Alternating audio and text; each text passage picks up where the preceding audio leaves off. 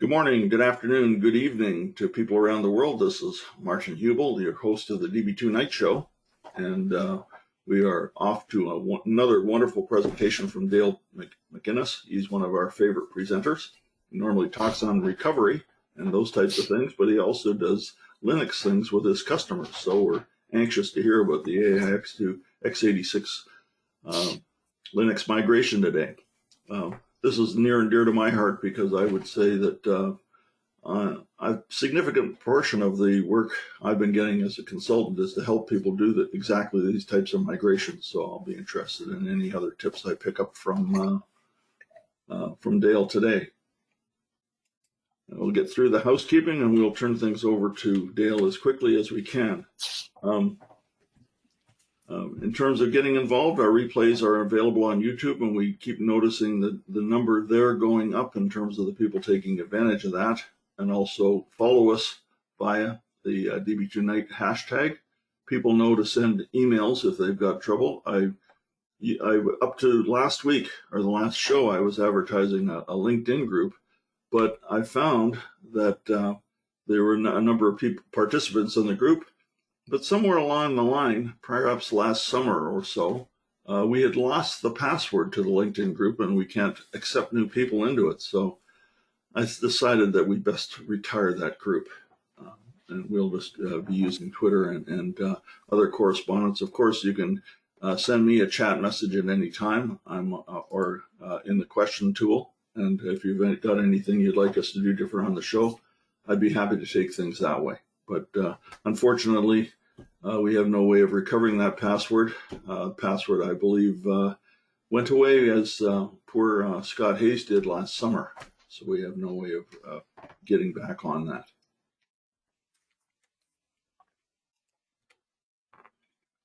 Here's our disclaimer, and we're recording it. You can get the replay. We respect trademarks, etc. And the other things we have going on, well, I should have taken this one off. AIX to Linux migration, because that's what we're doing now.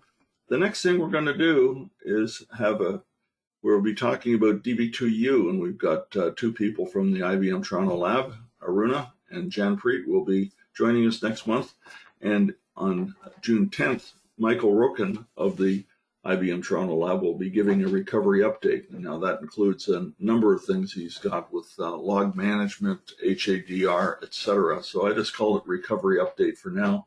I've been after Michael to send me a title and an abstract, and I will be on him next week to see if I can get that updated. As for the Db2 Night Show ZOS or ZOS edition, in 2 weeks we have Cheryl Larson coming back to do a presentation on how to slow down Db2 in one summer with various design choices that people make. Continues to amaze me as I work with Db2. I was just sharing with Dale before the show. In September, I'll have worked on Db2 for 37 years, and it's been interesting watching the introductory sessions we had back in the 80s. We were always hoping for more information, and people would fly all over the country and the world to get that information. And then we got into people wanting even more information and advanced topics through the 90s. And starting in about the last 10 years or so, we're back to needing to educate an entire new audience of people that are quite a bit younger than me. And so we're back to some of the things, and people are continuing to make mistakes. It's also interesting to me as a born and raised IBM user of software. We always understood the operational aspects of software. So it's interesting when we go back and visit these topics that they're important as people need to understand and use Db2 correctly from an operational and production point of view. The other thing I was hoping to announce today, but we just didn't make it, was I've given IBM two slots for Db2Z. That's my Canadian showing. They've just announced this week version 13. Instead of saying V next, we can say version 13. I don't know why we just don't say version 13, but it's part of the protocol until it's announced we use this term vNext. And we're hoping for 2 deep dives from IBM on the new features of version 13. So if you are a Z user, do stay tuned for those sessions, and I'll be able to give you the titles and abstracts shortly in that arena. The next thing as well, another new thing here on the DBI page. We normally, I was always promoting their demo. They've just announced this week, if you're a DBI on their mailing list, they announced a new version 7 of their performance web suite for both DB2 and SQL Server. You can learn about that on a link on their page, on their products page. And I encourage you to go out there, and if you're interested in DBI, that's a good thing to look at. And our winner from the last show was Rosa Massey of Sun Life. She'll be getting an Amazon gift certificate. Thanks very much for attending, Rosa, and good luck to everyone today. And here are our sponsors, DBI and yours truly.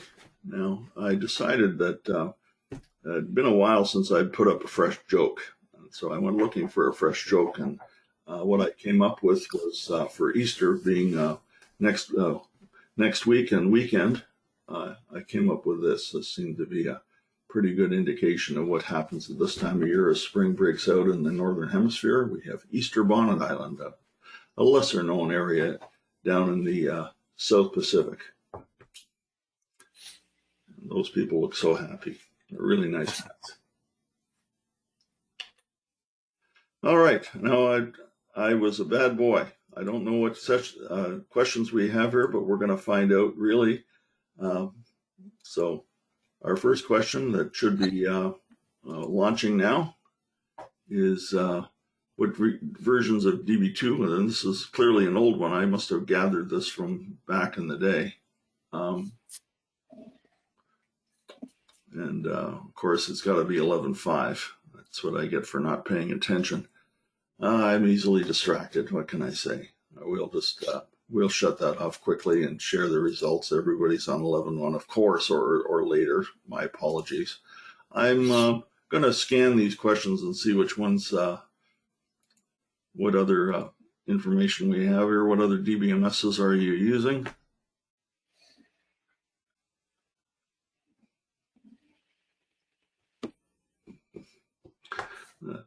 Dale and I were on it at 10:30, and we were Eastern time, and we were enjoying each other's conversation so much I didn't do my homework. It's always got to be something, Dale. I told you. And here we have a wide range of people. Interesting, 38% Teradata. That's a high number. Yes. But it's which open source DBMSs do you use? And this one I apologize. It's only got one choice. That was my bad again. Well, that's interesting to see if people are using things. Noticing there's a number of other products coming out like Cockroach. What a great name for a database. I wonder how that got named. You know, the funny thing, it's not a matter of the name. It's like, how did you come up with that name? That's more of an interesting question. Let's close that off. Everybody's voted and share the result there. We're seeing Mongo, MySQL, Postgres, etc. And I think we're last question here is to see if people are using PureScale.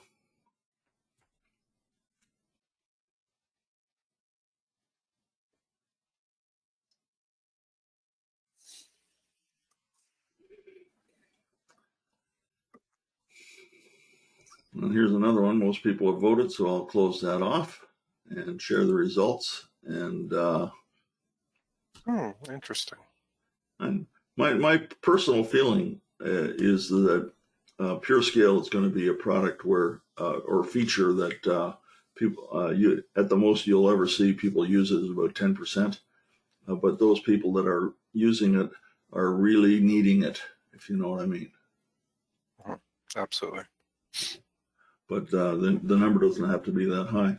HADR and DB2, I've got customers running for 18 months, 2 years. So that's the last question we've got for this today. We've got our famous question at the end, of course. But with that, I'll turn things over to you, Dale, and I'll make you the presenter. Excellent. Thank you. Coming right. Whoops, a daisy. Click the right button. You should have a button now to click on your screen. Yep. There we go. Okay. So I just want to wave and say hello. I'm going to turn off my camera in order to respect your bandwidth. I hope this can be an interactive session. If you have questions at any time, please speak up. Don't hesitate to ask. And let me get things going. We'll turn off the camera. We'll share the screen. And there you go. I'm seeing your screen. That's my messy desktop. There we go. There you go. Perfect. That's better. Okay. So thanks, Martin. My name's Dale McInnis. I'm from our Toronto lab. Been with IBM a little over 33 years, 25 as the HA architect for Db2 development, and then the last 7.5 years in the field as a tech sales at the Americas level, and helping out worldwide on deployments of Db2 LUW. What we're seeing, and with IBM's corporate strategy of hybrid clouds, we're seeing a lot of customers saying, okay, I want to get into a cloud vendor. And we don't care whether it's IBM Cloud, if it's AWS, Azure, GCP, or Google. But in order to do that, you have to start looking at, okay, what are the requirements? And one of the first things you realize is, oh, wait a second, all these cloud vendors are supporting Linux. Well, what about all of our AIX customers? How do we get those migrated over? So this question came up often enough that I put this presentation together. This one is an updated version from IDUG 2021 in EMEA. And it's more to get people thinking about what's required. So there's a number of topics that we're going to talk about today. I get my clicker to work.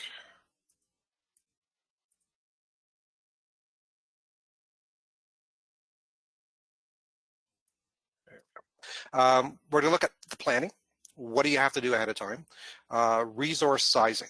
This is something that a number of my accounts got caught on, realizing that a power chip and an X86 chip do not necessarily handle the same workload. Other things that you need to think about is cluster managers. So for our AIX customers, if they're running dedicated database servers, then they typically will use the cluster manager that came with DB2, aka TSA. But if they're running the apps on the database server at the same time, then most of those accounts are going with the native cluster manager for AIX, which is PowerHA. PowerHA is not available on Linux, so you have to make some changes there. Then we'll take a look at some of the migration tools and some of the decision points. So, which tool will I use? And a lot of that's really going to be based on size and these requirements, right? What's the SLA to get this migration done? Number of questions I get asked as well, what am I giving up? If I go away from the P series to an X86, what am I giving up?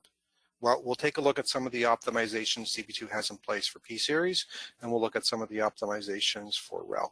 And then we'll wrap it up with some guidelines. Martin, are you able to monitor the chat? I don't see. In fact, I am. Okay, perfect. I will. So if I'm on a roll and a question comes in, don't hesitate just to speak up, please. I certainly will. Thanks. Okay, so let me go. Migration, right? So from a DB2 perspective, whether you're running on AIX or X86, it's the same code base. Okay, so if you take a look at the DB2 code base, there's less than 5% that is operating system specific. So you're not losing any functionality with one exception, moving from an AIX to X86. And the one thing that you're going to lose, we'll talk about in the P-series optimizations. So it's the same code, same functionality, everything is guaranteed to work. The challenge is that AIX and Linux do not use the same byte order for things like integers. One is big E, one is little e. So the ability to say I'm going to back up from AIX and restore into x86 is not a viable option because the data is just not binary compatible. So that essentially means you're doing an unload reload. And what I strongly encourage is if you're going to be moving this data, this is a really good time to reevaluate the physical layout of the database. Okay, so looking at things like if I'm been around for a while on AIX, I may still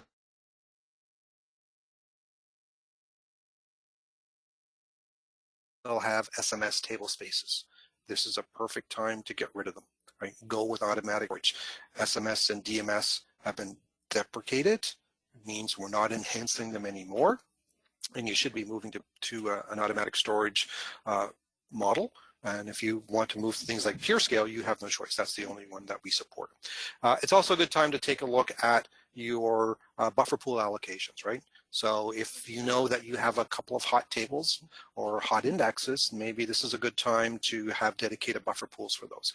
Please don't take it to the extreme. I'm dealing with one customer now who is moving off of a mainframe, and they've got 45 different buffer pools. And they've carved up the memory on this x86 box into small little chunks, and they wind up with a buffer pool hit ratio of like 65%, and the performance is terrible. So this weekend, they're actually in the process of combining these.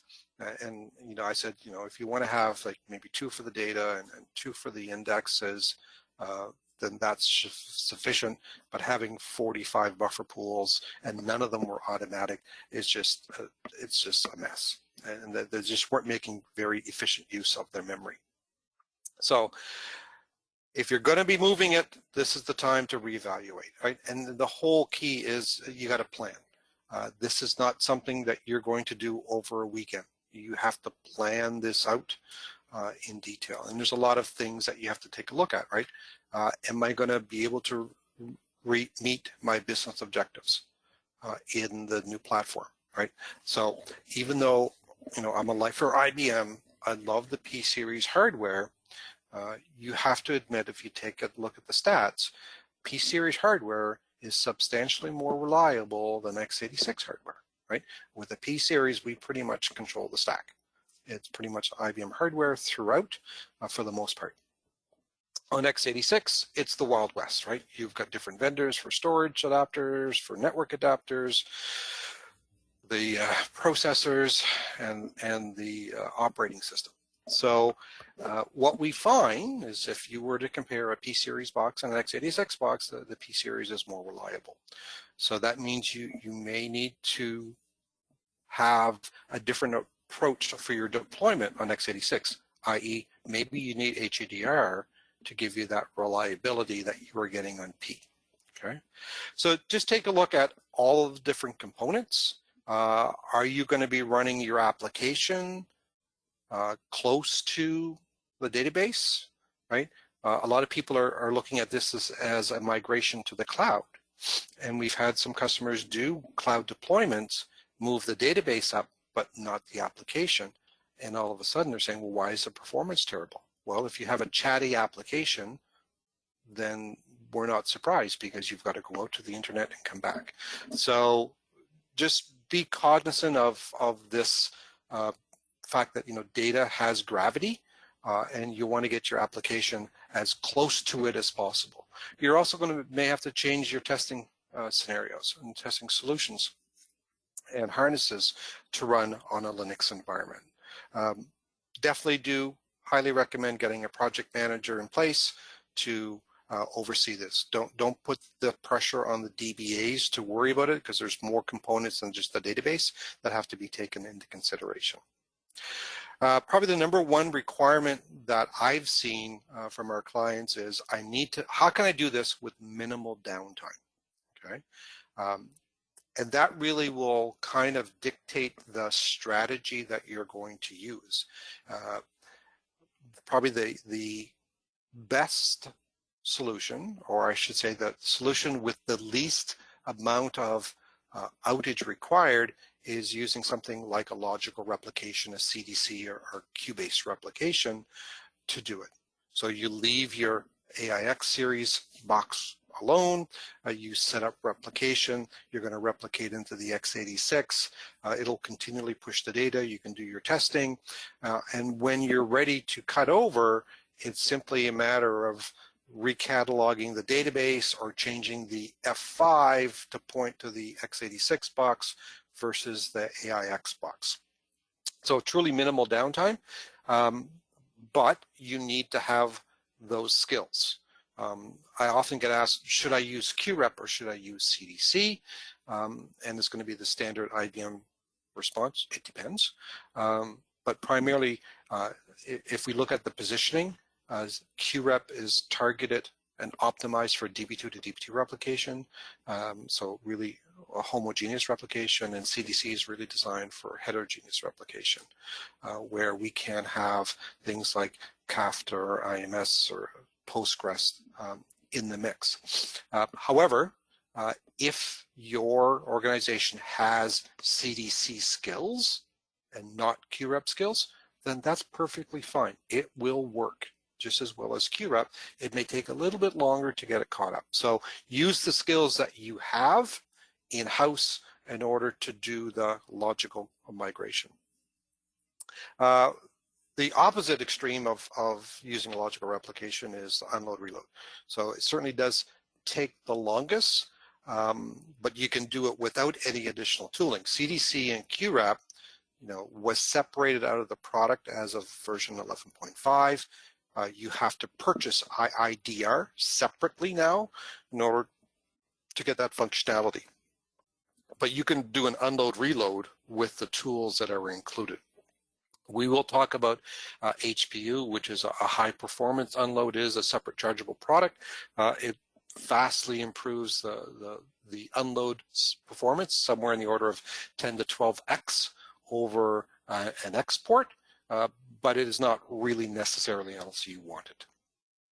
So when I looked at all the different accounts, and I've probably worked with tens, if not close to hundreds of accounts that have done this type of move, this is where we typically fall in. We look at customers using a Db2 move, which has a medium length outage, right? So this chart is really there to help you make the decision process based on certain criteria.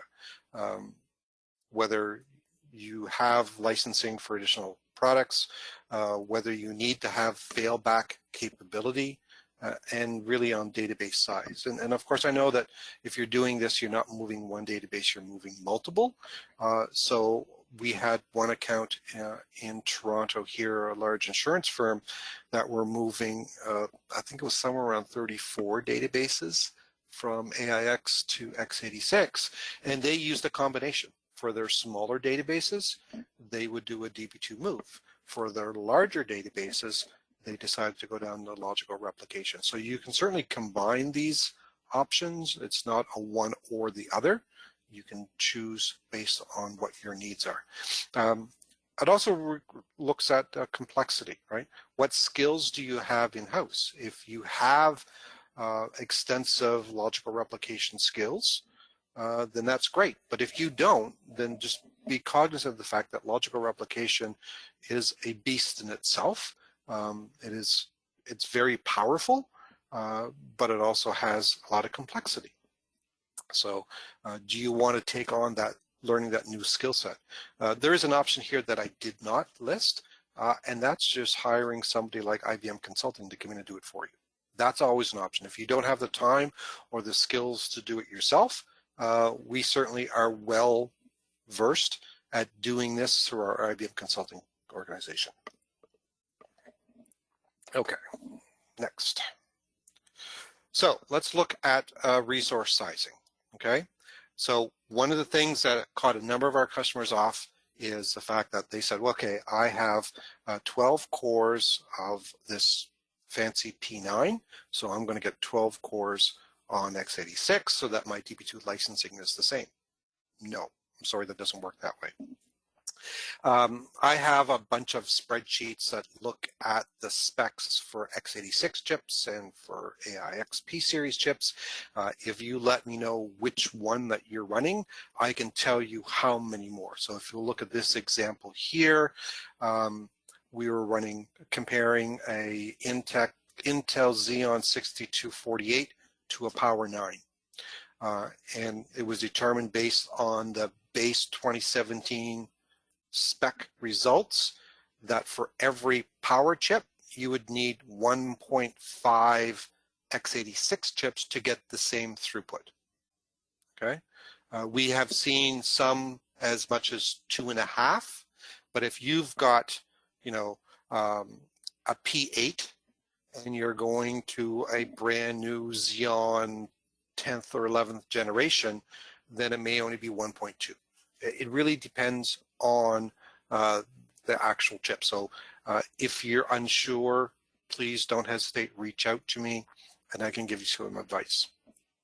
If you are going to an x86 virtualized environment, please be cognizant of the fact that that adds overhead. We have seen in our lab as much as 30% overhead running on a fully virtualized environment on VMware. So it can get expensive and you will need to take that into account. So this is a time to right size your environments. We have a tool, any of your tech sales people, or if you want to contact me, I'm more than willing to do it, to go in and actually size the environment for you. So we have this handy dandy spreadsheet. We only need a few pieces of information, right? Things like what's the transactions per second. We typically will use a 70% utilization rate of the cores to make sure that you have some headroom. We need to know whether you're using pure scale or not. In this case, we're not. And then the important one is what's the ratio of reads to writes, and for the workload, what's the complexity? And if you're interested, I can go into the details on what is the definition of a light transaction versus a medium versus a heavy. It's really to do with the number of joins and how much sorting is done. And so here, for this workload of 1,200 transactions per second on a 70% read, we needed 5.9 cores to run the workload, but we would recommend going with 8.5 or 9 in order to give you that 70% utilization rate. It also makes some recommendations with respect to the amount of memory that you should have, in this case 144 gig of memory. And we can do this for pure scale, for non-pure scale, we can do it for x86 or for power. So this is a great time to right size your environment and making sure that you have the correct amount of resource available for your needs. Cluster manager.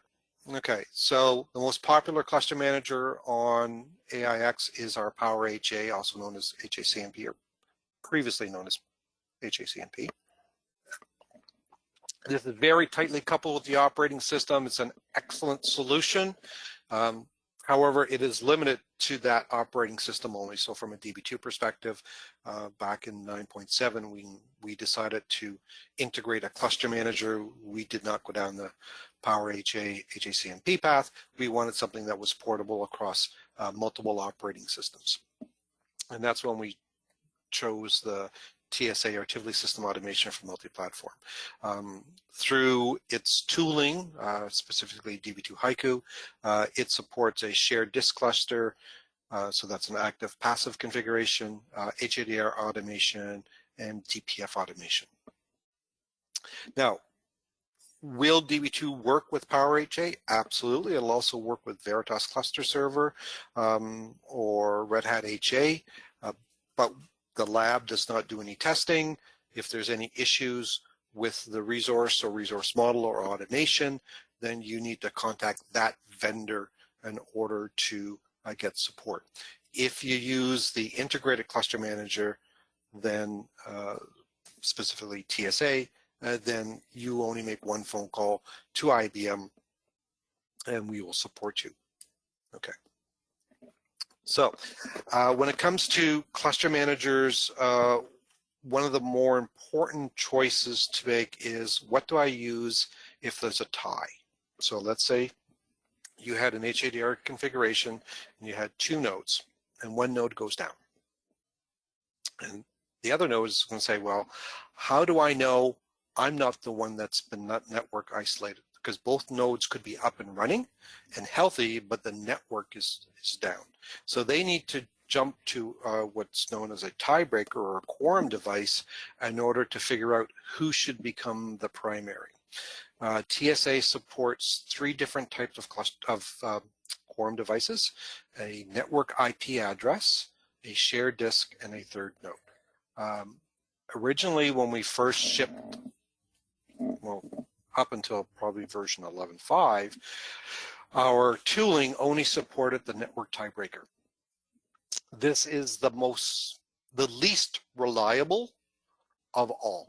And we've had a number of customers run into situations where a router has gone down and broken the network in a manner where each node couldn't talk to each other, but they could both talk to, say, the name server, the DNS server.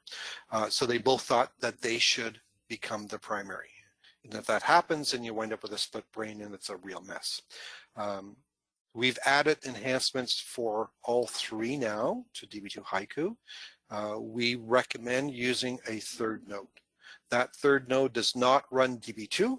It only runs the TSA software. And essentially what will happen is, when the 2 nodes are not able to talk to each other, then they will go to the third node, lock an in-memory resource, and once it gets that resource, then it knows it becomes the primary, and the other node will know that it can't, because it'll cause a split brain, and it will either reboot itself or turn itself into a standby. There's a bit of a slip here on this slide. I talk about pacemaker. That's really our strategic direction. So 11.5.5 included a replacement for TSA. So TSA as a product, IBM sold off all the IP. I think the current owner is HCL. It's been owned by several companies in the past.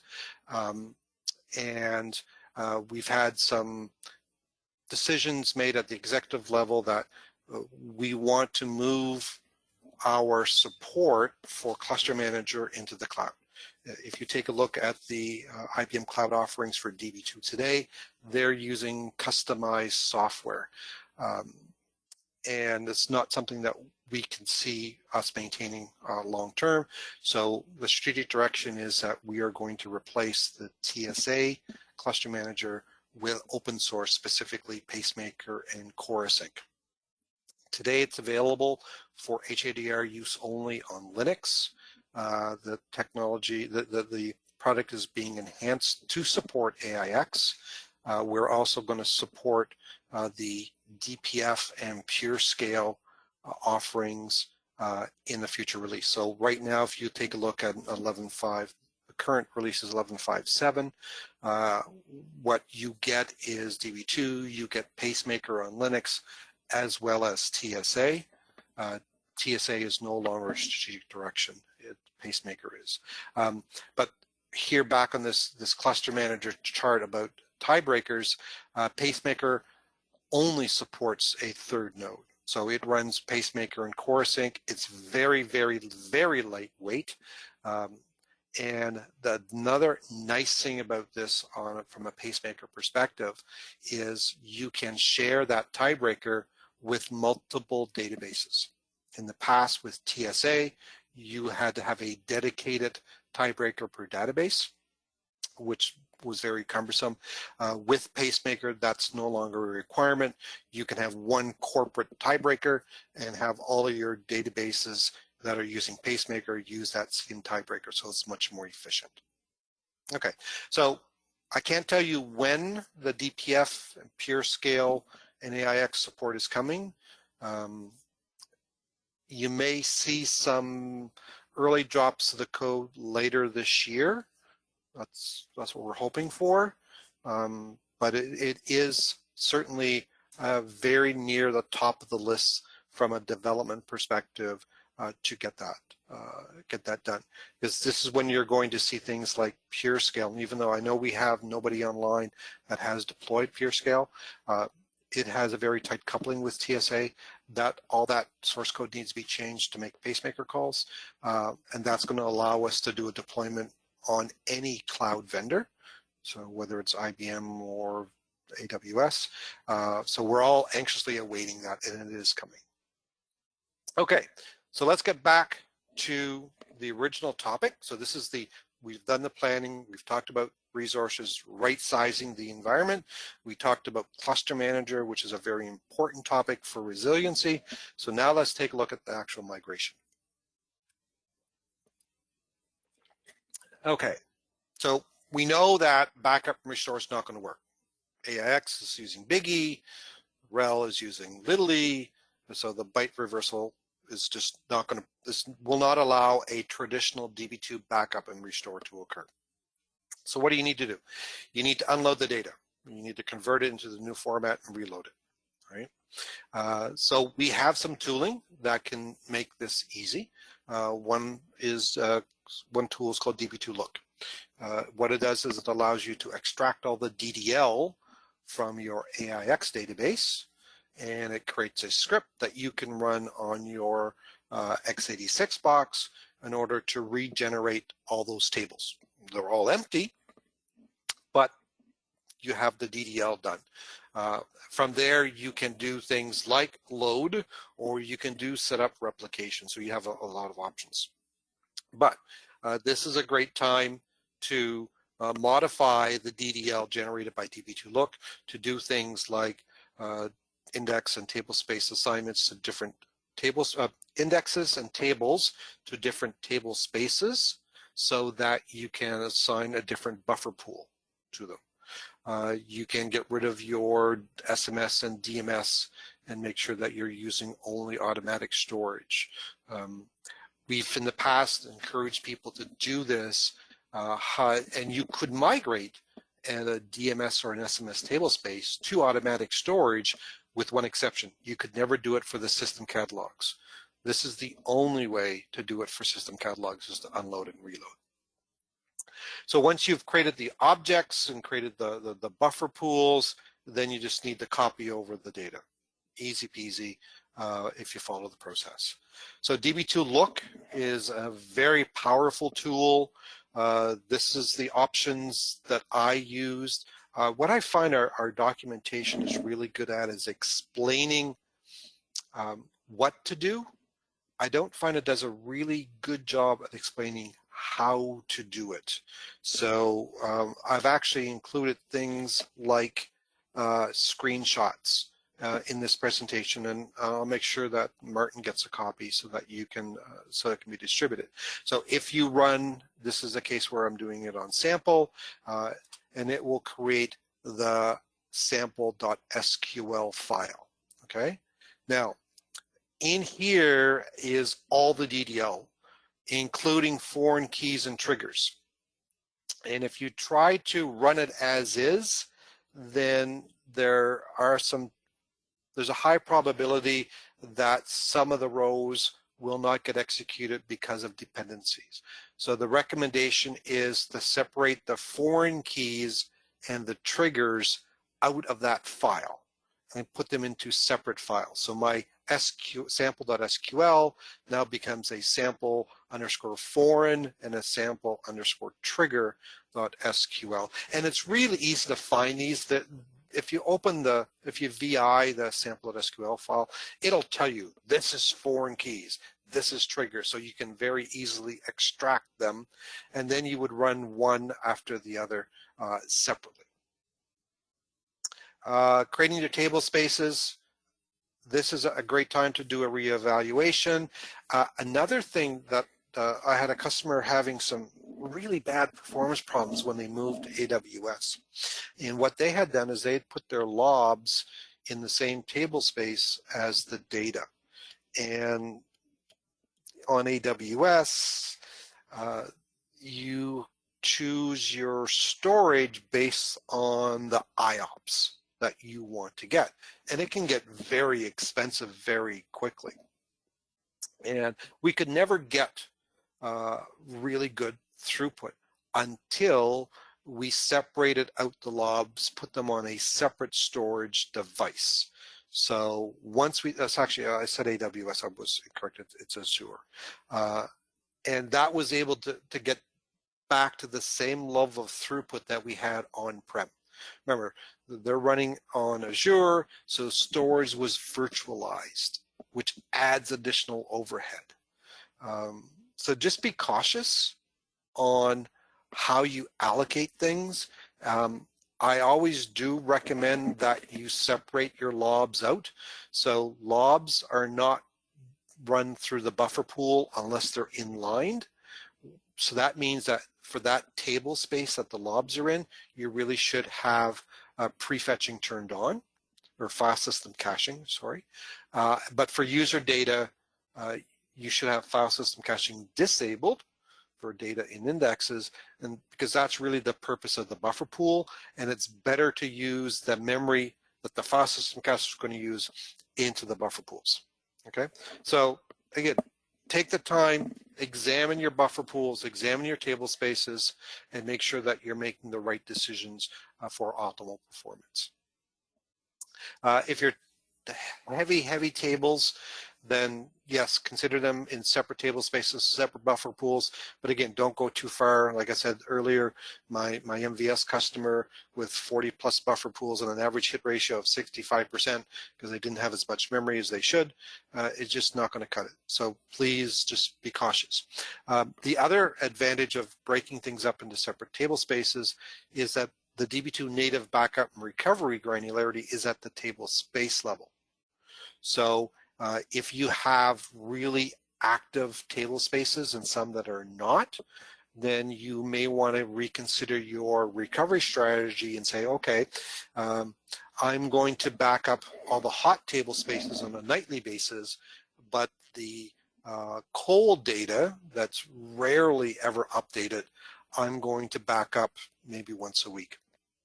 We've actually written some tooling for some of our large DPF or shared nothing warehouse customers, where we actually go in and examine the usage of the table spaces and will construct a backup command based on the volatility of the data.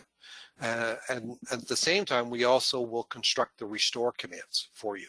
So if you're interested in that, drop me an email and we can certainly share. It's as is basis. It's not an IBM official product. It's something that our expert labs and tech sales and different clients have contributed to.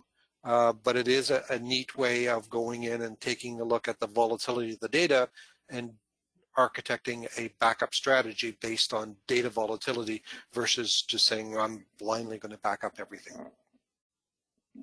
Okay. So the strategies to take a look at are DB2 move. You could do a load from cursor. So that's using federation.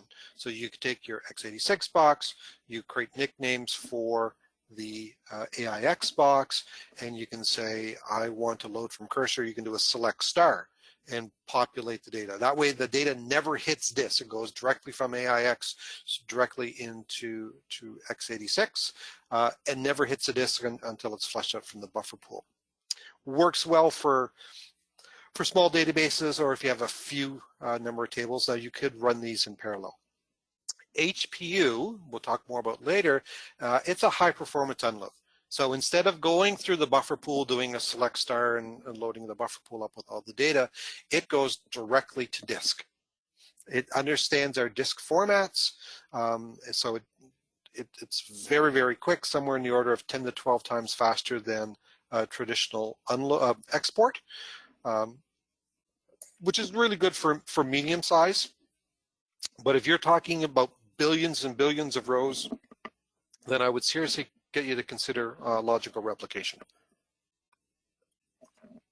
And typically, if you're running a database that's, you know, hundreds of gigabytes or into the terabyte range, then your corporation probably does have some licensing for logical replication, and it would just be a matter of finding the expertise in your organization to assist you.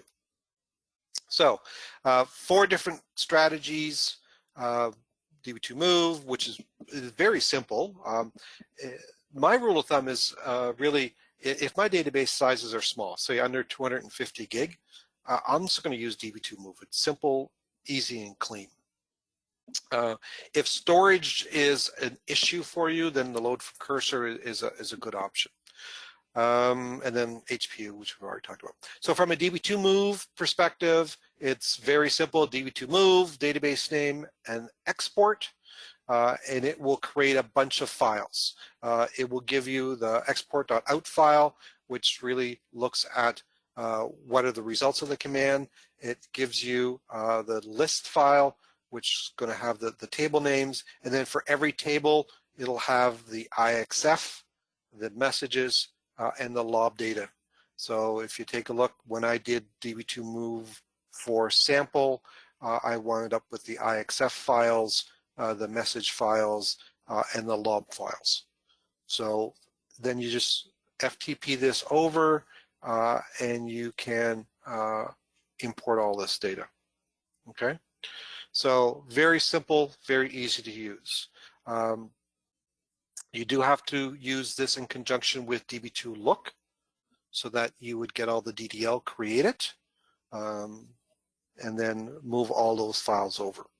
If you need the grants, then you would use this SQL statement in order to capture all of the grants so that you can move those over at the same time. To import data using Db2 move, you would create your database, you would connect to it, you would run the DDL, okay? You would do issue the grants that you captured here from this SQL statement, and then you would Db2 move import. So you don't even have to know the table names, you just bring the files over, run the import, and that's it. It's that simple, okay?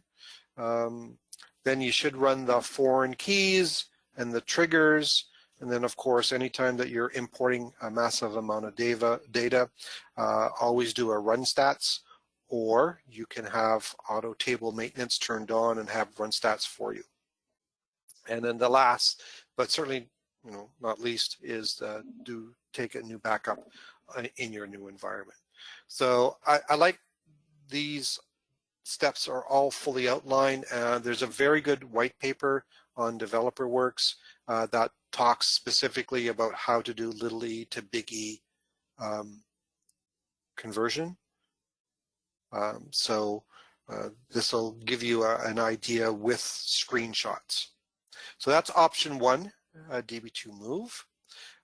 HPU, again, it is a licensed product, but it's extraordinarily fast. So you create your new empty database on your X86 environment. You can use Db2 look to create the DDL. You install HPU, and then you would create an HPU job in order to export all the data. So it'll save the control file, it'll create the credentials for you, and then you just run it using this specific control file. And then it's a matter of using the native Db2 load utility on the X86 environment for each of the tables. Loading from cursor, that's if storage is at a premium and you can't really afford to have it written to disk, you can use this approach where you still need Db2 look in order to generate the DDL. So really the steps are on the target, just connect to the target database, declare a cursor, and then load from cursor. Okay. So some of the steps that I did in order to, and I tested this to make sure it would work. First, you start off by updating the configuration to say federation is yes. That requires a bounce, so you have to start and stop. Then I catalog the remote node, and Db2 H8 dev is my AIX box. I created the sample on my X86 box. I created the DRDA wrapper.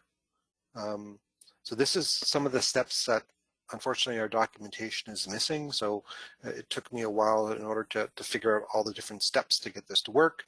You create the user mapping. You create the nickname for each table that you're going to be moving over. You make sure that the table doesn't exist on the X86 box. And then you declare the cursor, load from cursor. And then you could do a count to make sure that the records, number of records on both sides are the same. So this has been tested and proven to work. It's a bit cumbersome in my opinion. I would rather use a logical replication solution versus this. Dale? Yes, sir. I've got a couple of questions in from Chuck here that I probably should have read a little earlier, but Sarah was not paying attention. Well, I was actually watching your presentation rather than the questions. I would think you'd need to know the percentage of statements that can be reused from the dynamic cache. I guess that's from some time ago when you were talking about resizing things. And is it also during migration a good time to reduce seg sizes? Seg sizes? Yeah, that's what he says. I'm not sure exactly what that means. Maybe on disk or something like that. We had a Linux guy that wanted. Yeah, it is a good time to reevaluate your page size and your extent size. Yeah. Yeah. So it's a good time, like I said, to really reevaluate your table space layout, which includes the page size as well as the extent size. You know, for OLTP, we prefer the smaller page sizes of 4K. If you're going into a warehouse, then we prefer the larger 32K page sizes. Right. If you have a lot of updates, then you may want to consider increasing the % free on the page, right? Because one of the things that we find happening in OLTP environments that do a lot of updates and deletes is if they don't increase the % free, we wind up having overflow records. Right. An overflow record means I have to do 2 IOs in order to read 1 row. But fortunately, we do have an option on the online reorg that only cleans up overflows. It doesn't do a full data move, so it's quite efficient. Oh, good. Yeah, that's a good thing to remember. And apparently your answer is exactly what Chuck was looking for. Another quick question that for me really is, Dale, you'll be giving me a copy of your presentation and I'll share it on the replay blog so people will get a copy of your slides. And that's all, as always, we like that. Can't always say it's possible due to copyright, but we're appreciative when people can. And I had one more question on my own. I had a very large customer, and what they were doing was they had a great deal of lobs, and basically they took all of their pictures and on a file and put them into a lob column. When they tried to move from AIX to Linux, they ended up having all sorts of trouble because the lobs were really slow to migrate across. Can you comment on that in terms of how were they migrating them across? Well, they were using something they at the time were trying to use the low performance unload. Oh, sorry, I meant high performance unload. Okay. Yeah. They renamed it based on the unsatisfactory nature of having to unload and reload the data. It was tedious, apparently. And it basically increased the length of their project by several months.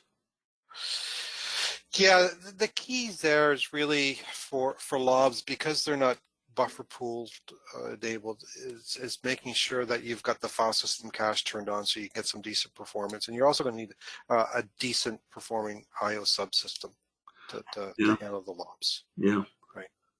Well, they had a very large SAP implementation amongst other things, and they were somebody came up with the idea of saving a lot of money on hardware by AIX is a lot more expensive than commodity hardware, and that was their objective, was to save the money of the hardware, but the migration project was challenging. Let's use that term.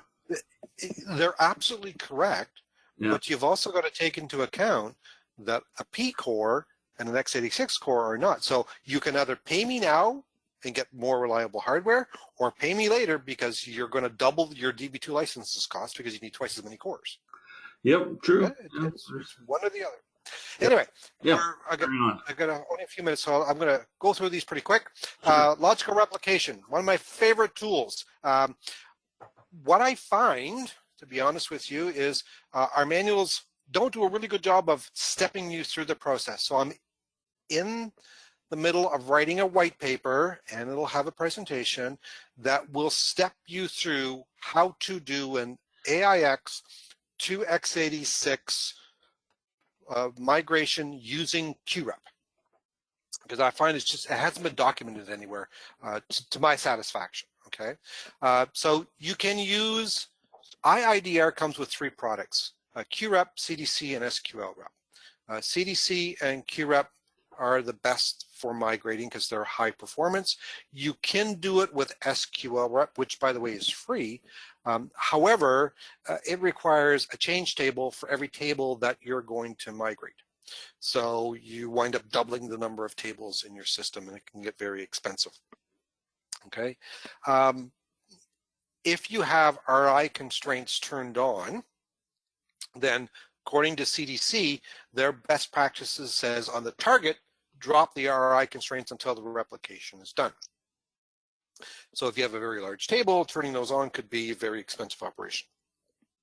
QREP has actually addressed that problem, and they've put specific code in to make the performance of existing RI constraints on the target is sufficient. So you don't have to turn it off. They have fast replay enabled. For those who don't know, logical replication, what we do is we take a look at the SQL statements from the transaction logs, and then we actually will send that to using an MQQ for persistent store, and actually have those applied in parallel. So we take a look at, how many tables are involved with this SQL statement, with this unit of work, and can I parallelize them with other units of work? And if the 2 transactions are on disjoint tables, then yes, I can play them in a different order. So just be aware when you're doing this type of replication, we're not guaranteeing that the order is going to be the same, but the results will always be the same. Okay. Very, very fast. We have customers that are running, 2,500 miles apart, 6 billion transactions a day, and the average latency is like 1.3 seconds. So it's extraordinarily fast. And it can do pure scale, it can do warehousing, it can do single partition. We will come in, analyze the transactions, look for dependencies, and then apply them in parallel as much as possible. This chart, I don't want to scare you, but there's a lot of things going on when you set up QREP, and this is why I'm working on this white paper describing how to set it up, because when you go to the documentation, you see this chart, and I just started to pull out my hair saying, oh my God, I have to set up all these different queues. No, it's not that difficult. They just make it sound really, really difficult when there really isn't any need to. Okay, so that's in the works. So some of the challenges with using logical replication, and these are problem areas that we have seen from numerous accounts, are things like generated columns, index identity columns, how do I do blobs, RI constraints. So I'm just going to whip over this really fast. You will have all the presentation material. We do recommend tables have a unique index or a primary key. If you don't, that's okay.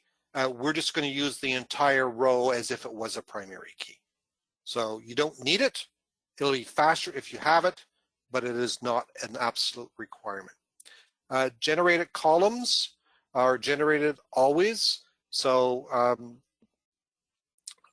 we don't allow it for the apply to target as to update columns that are generated always. So that you have to take a look at what's your use of generated always, and are you updating it? If you're updating it, then that may be a problem. If you're updating other columns in the row, that's fine. Identity, we can do this.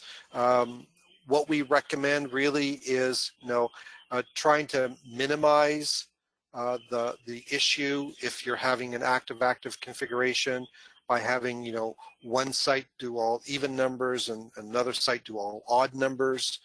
So you do an increment by 2, and that way they're guaranteed to be unique, but it works. Again, in my next presentation, I'll go into more gory detail. For sequences, those are generated values. Again, probably best to use this odd even type schema, making sure that there are no overlaps. Lobs can be a challenge, okay?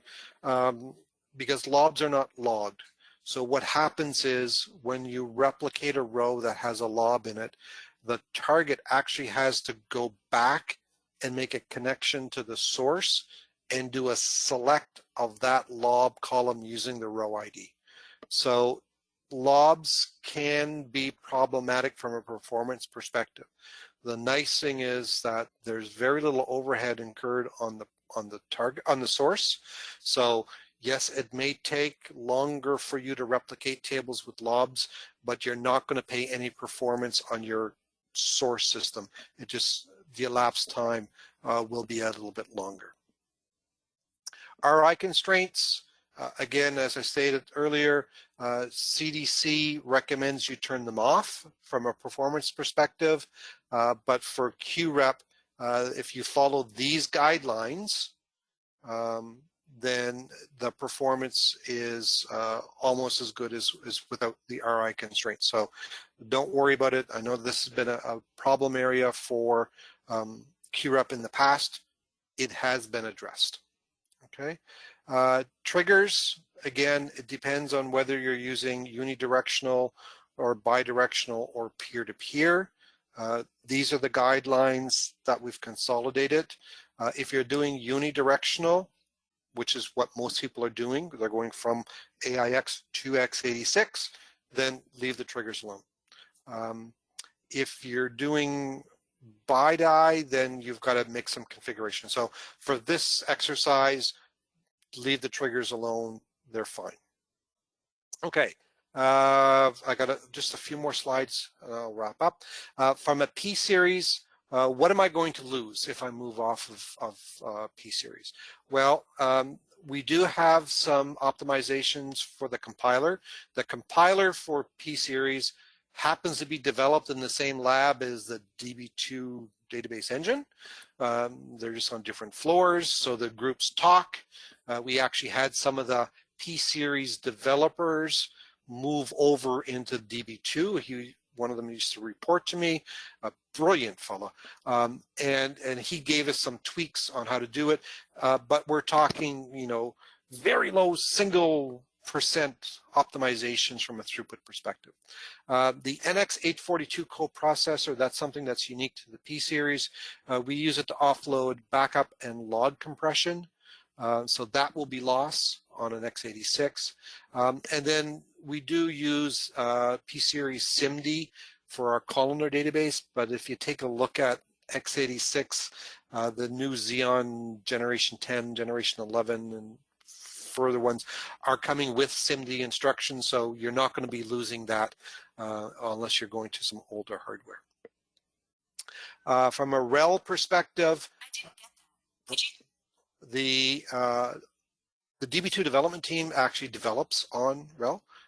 That's their preferred operating system, and then they port over. So when I started, we started on AIX, and then, well, we actually started on OS2. Then we ported to AIX. That became our preferred operating system, and now it's RHEL is our preferred operating system, and then we port to the other ones. in the past, when for RHEL, you had to actually make kernel changes. That's no longer true. Part of the install is to make the kernel changes. Since we own RHEL, you're going to see a tighter and tighter coupling of the operating system. You'll see more optimizations for Linux in Db2 in the future releases. Okay, so just to wrap up, from a guidelines perspective, database under 250 gig, let it make it simple, use Db2 move. For larger databases that require minimal outage, then QREP is the preferred solution, and this is a great time to right-size the environment and reorganize the physical layout of your database so that you can meet all of your SLAs. And again, as was brought up earlier, reevaluate your page sizes, right? 4K for OLTP, 32K for warehouses. If you have some need for 8K, then that's fine. Make sure that they'll be required to have separate buffer pools. But again, reevaluate your buffer pool and table space layouts. Okay, sorry for rushing at the end. I want to be respectful of everyone's time. If there's any other questions, please don't hesitate to ask. In fact, there are. So let me go back. Here's an interesting one. We have some programs using embedded SQL. How would I compile the client program in order for it to work on Linux? Is there any changes there? Embedded SQL, so you will have to recompile. Yeah. You'll have to rebind to the package, right? So you have to regenerate the package. For stored procedures that are stored within the database, not a problem. They come over. If you have external stored procedures and jar files, you will have to move those over and they will have to be redone. Okay, and this question, I'm not sure whether you'd be able to give an answer on it, but let's ask it anyway. Question about AIX. How does Power 9 and AIX compare to ZOS with Z Linux, LPARs, and the respective IFLs related to processing power compatibility, et cetera, et cetera? We can do a sizing comparison to see how many mainframe cores you're going to need for P-series. I'm seeing a lot of interest on Z-Linux IFLs. By the way, we actually have PureScale up and running. I did a proof of concept a few months ago back for a bank in Brazil, and they've actually done a deployment now in production. They're very happy, right? The Z-Linux, Z environment is the most reliable hardware on the planet, period, bar none, right? It is the gold standard for reliability. And then having things like a PureScale and Linux on a IFL where you're not being charged MIPS, it's a fantastic combination. Yeah, and great. And one last question, I think, unless there's another question that shows up, may we reach out to you about the CPU and RAM sizing recommendations when migrating from AIX to SLES in a VxRail environment? Absolutely, yes. We have a number of customers running VxRail. We're doing, there's a major company in the US delivery service that's moving into VxRail on PureScale. So yeah, not a problem. I love getting emails. Please give me, 24 hours to respond back. But other than that, yeah, please don't hesitate to contact me or reach out. Great. And that, I think, takes us to the end of the questions. So I have one last question for the audience here, as always, which is, did you learn anything today? This is a question we love to ask at the end. And we're seeing that everybody's responded, and we're getting the answer we always love to see, which is excellent. Everybody learned something. I certainly did. I think it's a fantastic summary and great presentation, as always, Dale. Appreciate you having me on the Db2 Night Show. It's always great to have high caliber IBM presenters.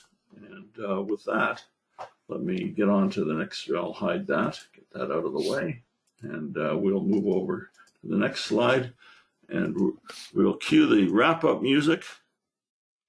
And thank everybody. Thank you again, and we'll look forward to getting your slide deck. I'll process the slow as quickly as I can, and we'll have hopefully have a weekend where we can do some gardening out here in beautiful Greater Toronto area. Best to everyone. Have a great weekend. Happy Easter to those that celebrate, and we will see you in 2 weeks' time for Cheryl Larson's presentation on the Z edition of the Db2 Night Show. Thanks again. Bye-bye. Thank you. Bye-bye.